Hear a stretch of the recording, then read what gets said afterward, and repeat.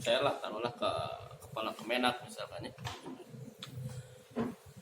Kalau saya cerita kepada kepala Kemenak tentang staf saya nih, itu tentang staf saya.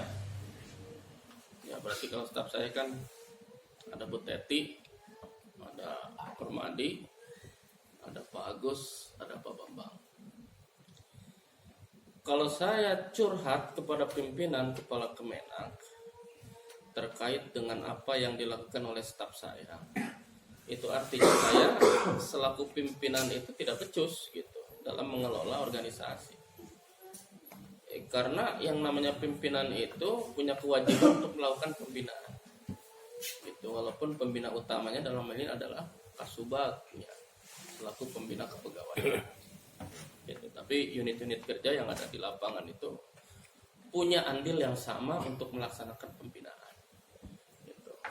Jadi tolong dibina dulu di lapangan. Kalaupun sudah tidak bisa dibina, baru disampaikan ke kita.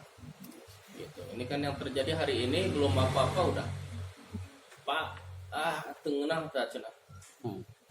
Pangmutasikeun we cenah. Tinggal bulat, nu kitu mah lah. Eta cenah naon eta karek ge diuk atuh kala kawana. Karek besi. Di mana itu teh? Aduh. Ayo. Negara Astina gitu. Eta teh karek dimutasi kamari teh kitu. Kala kawana teh. Karek rotasi maksudna. Can naon can oge diuk ngeunah. Wah, Cimas mah nyarikeun mutasi teh. Wah, kacau ya.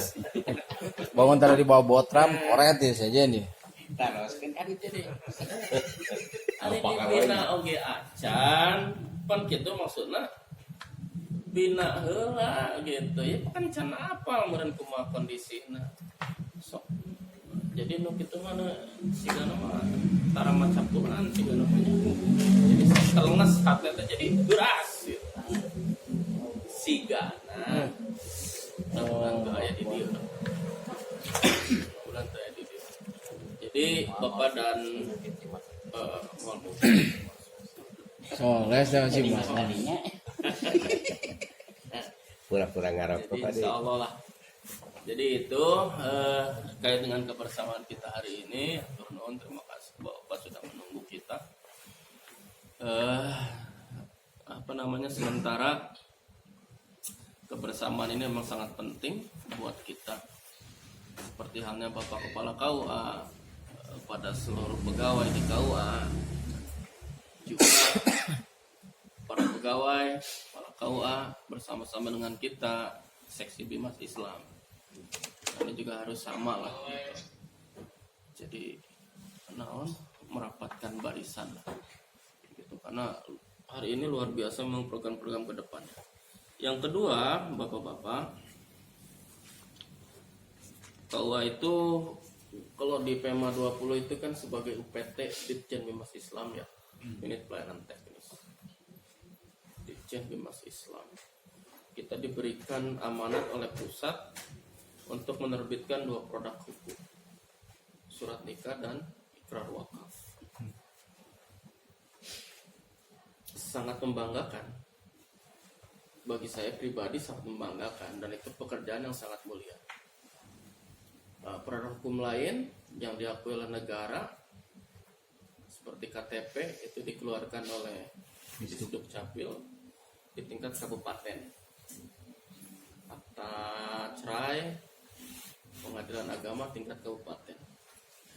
Jadi kayaknya produk hukum yang diterbitkan oleh negara itu yang ada di tingkat kecamatan kayaknya cuman surat nikah doang gitu. Masya Allah. Ini ya. Jadi sebetulnya ini kepercayaan yang luar biasa kita selaku pegawai kantor urusan agama. Tapi di sisi lain ada tantangan gitu. Dulu kita pernah punya yang namanya duplikat yang selembar itu, Pak. Sebelum siga buku nikah ayeuna lah. Dulu kan duplikat itu yang selembar itu ya. yang pernah kemudian disalahgunakan oleh orang-orang KUA, lu nanda nasaha, pelaku atau apa-apa, kadang penghulu yang nanda, kadang staf yang nanda, kadang amil lu nanda, gitu. Jadi ketika dibawa ke taspen pada waktu itu nggak laku, sampai pada waktu itu kebijakan taspen pokoknya yang duplikat itu harus isbat, gitu. Tidak ada urusan pokoknya yang duplikat isbat, gitu. Itu dulu pernah kejadian seperti itu, Pak. Itu artinya bahwa ya pekerjaan kita tidak diakui oleh masyarakat. Ini yang hari ini harus kita jaga, Pak. Gitu, surat nikah. Produk-produk hukum yang diterbitkan oleh KUA. Jadi jangan sampai kemudian ada masyarakat yang datang ke KUA menanyakan, Pak, ini surat nikah asli atau palsu, Pak? Karena hari ini kan beredar surat nikah itu aspal banyak. Surat nikahnya asli, tapi karena prosedurnya tidak sesuai dengan aturan main, dia jadi palsu, jadi aspal. Asli ada Garuda, ada hologram, ada nomor seri, ada korporasi, gitu, dicetak oleh negara, asli surat nikahnya, gitu. Cuman karena prosedurnya menyalahi, ketika digalisir ternyata tidak tercatat nomor akta sekian, bukan nomor akta yang sesuai dengan surat nikah, tapi milik orang lain, gitu. Ya sanajan asli juga tetap ini dikatakan sebagai palsu, gitu, dan itu ada unsur pidananya seperti itu. Siapa yang lebih paham tentang prosedur ini? Tentu orang KUA. Jadi bapak-bapak, tolong kepercayaan pemerintah terhadap institusi kantor urusan agama untuk menerbitkan dua produk hukum ini bisa benar-benar dijamin kepastiannya, Pak. Gitu. Dan setiap lini mulai dari kepala KUA sampai dengan staf itu harus bisa benar-benar menjamin kepastian dan keabsahan dari surat nikah yang diterbitkan oleh kantor urusan agama tersebut. Jadi jangan sampai nanti ada masalah baru. Nah, ini termasuk khususnya di wilayah 6 ini karena sekarang sudah beredar, Pak. Terus yang kedua juga, kita kan hari ini banyak dikecewakan oleh beberapa tindakan oknum-oknum KUA yang memalsukan dispensasi pengadilan, memalsukan amar putusan isbat nikah, termasuk memalsukan akta cerai.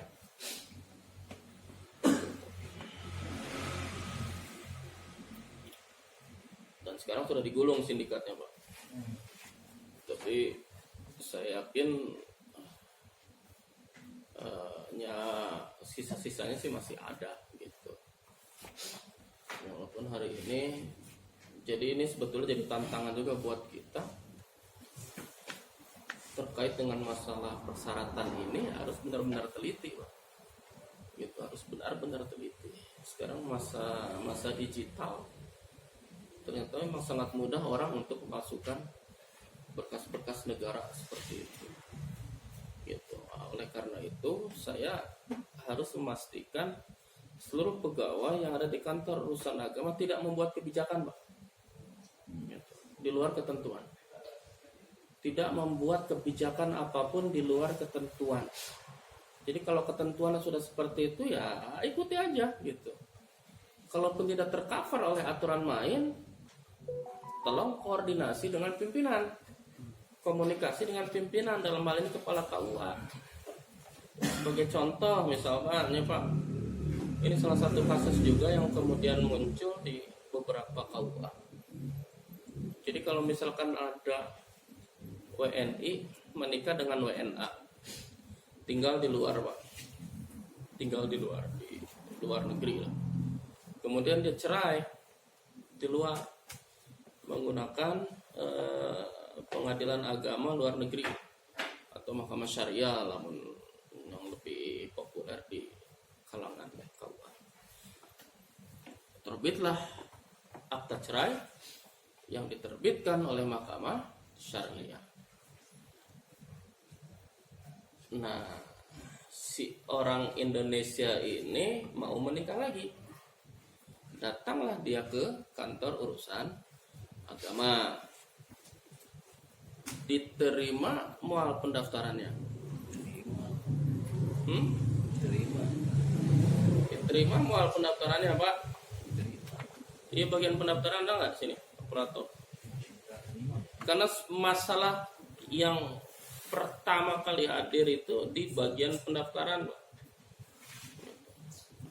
Di pemeriksaan itu kadang kalau sudah ada ACC dari bagian pendaftaran, Pak, KTP-na aya, akta cerainya aya, kakaknya sudah sesuai dengan KTP.